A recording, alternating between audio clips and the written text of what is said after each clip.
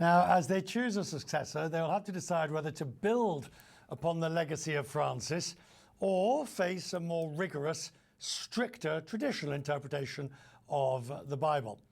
Pope Francis appointed 80% of the College of Cardinals. Some say this could lead to a successor that will follow in his path. Gustavo García-Siller is the Archbishop of San Antonio, Texas. The Archbishop joins me now.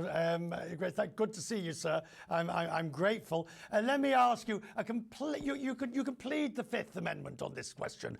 If you had a vote, do you have a preference how you would vote? Well, I will join the decision of the Holy Spirit through the cardinals. Otherwise, it will be difficult to pronounce myself in any way at this point, as we are trying to close the circle with Pope Francis. I guess the decision now for the Church and for the cardinals is, it's not really a binary system of do you continue with the reforms of Francis or do you reverse?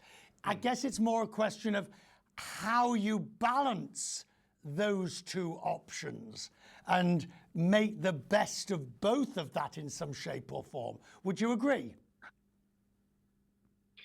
Well, the reform of Pope Francis, I hope it will continue. I think he opened doors, and hopefully, with God's grace, the future Pope will be able to even open new ones.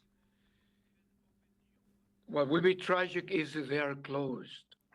And I think Pope Francis, thanks to his upbringing, being a son of immigrants and someone who had a deep faith, multilingual and multicultural expression, he has been a great enabler, helping the Church to see gospel values in a broader and global context. Also, his experience in the Salem as a Hispanic candidate years ago, it was with a great experience of all those conferences of bishops in Latin America, to the fact that even the document of Aparecida, that was kind of the synthesis of the conferences, he brought it to the global world. Do you think the gap, Your Excellency, do you think the gap between those who want a more conservative church versus those who want a more liberal, a more modernizing church, although quite often in Francis's time it became clear, is that gap very large? I believe the gap is, but I truly understand more and more that the work of the Holy Spirit is to bring about a continuum. So I will not measure it into liberal or not liberal, but how, for example, all the work of mercy will be then extended. The sense of hope and light in the midst of darkness and very stormy waters, how to navigate in the world today. And Francis work pretty much with a sense of reality first, and how reality shapes our ideas and brings about our principles. But it's reality. We need someone that will see the reality, not of the last few years, but the reality in the next years, where that person will be leading the church and the world in many ways. Can I ask you? As an archbishop in the United States, where the Catholic Church in the last 6 months has enjoyed or has had a more difficult relationship with the secular administration, the White House.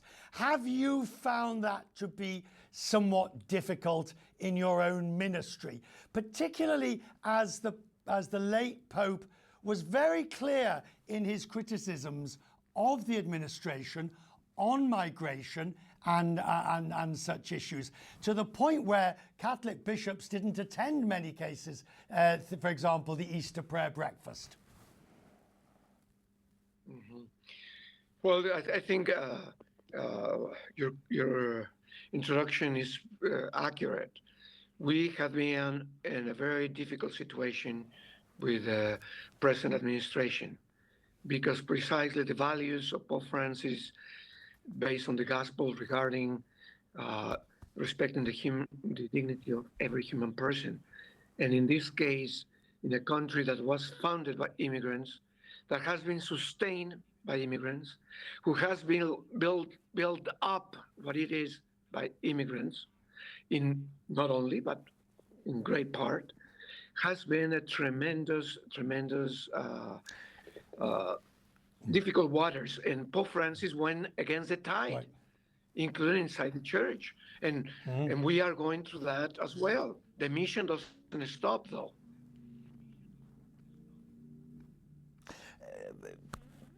Yeah, Excellency, final question in a sense. Obviously, your attention is focused very much on the memory and the reflection of the work of the late Pope. But we are human, sir, and as humans, Yes. we are all talking about who is next. So between all of your archbishops and all your bishops, and on your emails and texts to each other, are you all sort of saying, I think it might be X, or do you think it could be Y? Is the rumor mill going strong yet? Well, I think the Church of the United States and the leadership of the United States is very strong, and in spite of the different tendencies, we have worked in many occasions to be united and to be as consistent as possible and to show unity. And so I think our voice has been heard and will be heard. And we need to know that in people's minds is very strong the sense of what will happen in the next conclave.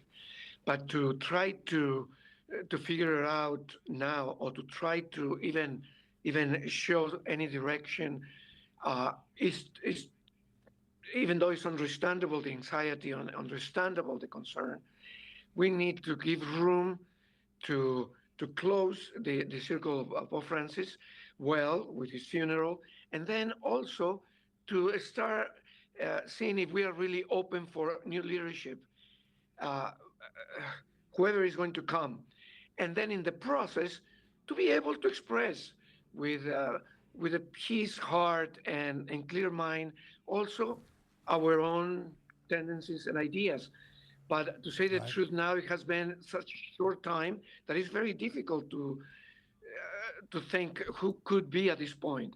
But for sure, we will have, and it's part of being human, as you said, but also it's part of being responsible as people of faith and leaders to start seeing what are the characteristics of that new candidate for the papacy. Yeah. And I think Pope Francis has sent grateful. the direction. Mercy, and hope in a turbulent world. I'm very grateful to you, Archbishop, tonight for joining us. Thank you, sir, for taking time on what's very Thank you very difficult much. days and indeed busy days for you. Thank you, sir. I'm grateful.